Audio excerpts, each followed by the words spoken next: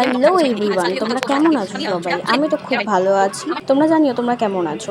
এখানে আমি আমার তৈরি করা হেয়ার অয়েল ইউজ করছি।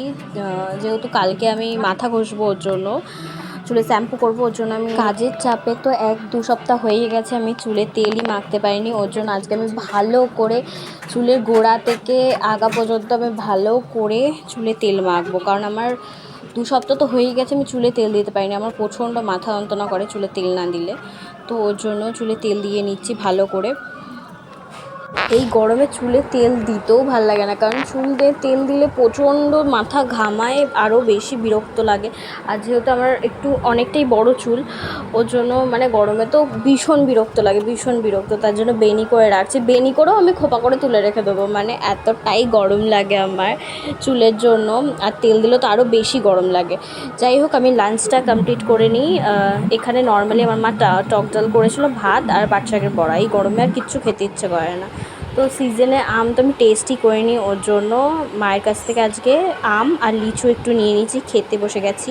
খেয়ে একটু ছাদে গেছিলাম। দেখো আমার ছোট্ট একটা গাছে কতগুলো ড্রাগন ফল এসছে, তাই তোমাদের দেখাচ্ছি যে এইটুখানি গাছে কতটা ড্রাগন ফল এসছে। তারপর আমি একটু রেডি হয়ে নিয়েছিলাম বেরোনোর জন্য।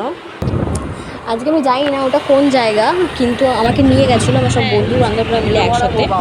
যেহেতু সেদিন ফ্রেন্ডশিপ ডে ছিল, তো ওই জন্য বন্ধুরা একটা সুন্দর জায়গা সিলেক্ট করে নিয়ে গেছিলো। ওখানে সবাই মিলে একসাথে বসে একটু টুকটাক খাওয়া দাওয়া করেছি, বাট খাওয়া দাওয়ার ক্লিপটাই নিতে আমি ভুলে গেছি।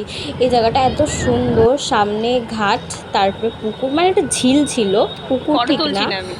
তো এখানে সবাইকে আমি দেখাচ্ছি যে আমার বন্ধু, তারপরে সবাই বসে রয়েছে একসাথে ঘাটের মধ্যে। আর মানে বিদ্যুৎ চমকাচ্ছে এত সুন্দর, তারপরে ঝিরিঝিরি বৃষ্টি, এত সুন্দর বিদ্যুৎ চমকাচ্ছে। তারপরে তো আস্তে আস্তে বৃষ্টিটা পড়া স্টার্ট হয়। সাইডে গান বাজছিলো, জানি না তোমরা শুনতে পেয়েছো কি না। তো এখানে সবাই ভিডিও করছিলো, সাইডে বক্স বাজছিলো, খুব সুন্দর একটা ফিল আসছিলো। তারপরে এখানে সবাই একটু টুকটাক ভিডিও করছে। এরপরে যেহেতু জোরে বৃষ্টি, মানে ঝিরিঝিরি বৃষ্টি পড়ছিলো, এরপরে একটু জোরে বৃষ্টি পড়া স্টার্ট হয়েছে বলে আমরা বেরিয়ে গেছিলাম ওখান থেকে। আর বেশিক্ষণ বসিনি, ওই আধ ঘন্টা 1 ঘন্টা মতন বসে ওখান থেকে বেরিয়ে গেছি। আমাদের এখান থেকে একটুখানি যেতে না যেতেই এত জোরে বৃষ্টি এসছে, সেই ক্লিপটা আমার নেওয়া হয়নি। তারপর বৃষ্টি থামার পরে বেরিয়েছি বাড়ি যাওয়ার পথে। বৃষ্টির পরে কলকাতার রাস্তাটা এত সুন্দর লাগছে, ওর জন্য জাস্ট আমি দেখাচ্ছি দেখো কত সুন্দর লাগছে নিউটনের রাস্তাটা। কিন্তু আমি বাড়িতে এসে চেঞ্জ করে ফ্রেশ ডিনারটা কমপ্লিট করেছি। যেহেতু আমি চিকেন কষা করেছিলাম, ওইটা চিকেন কষার পরোটা দিয়ে ডিনারটা কমপ্লিট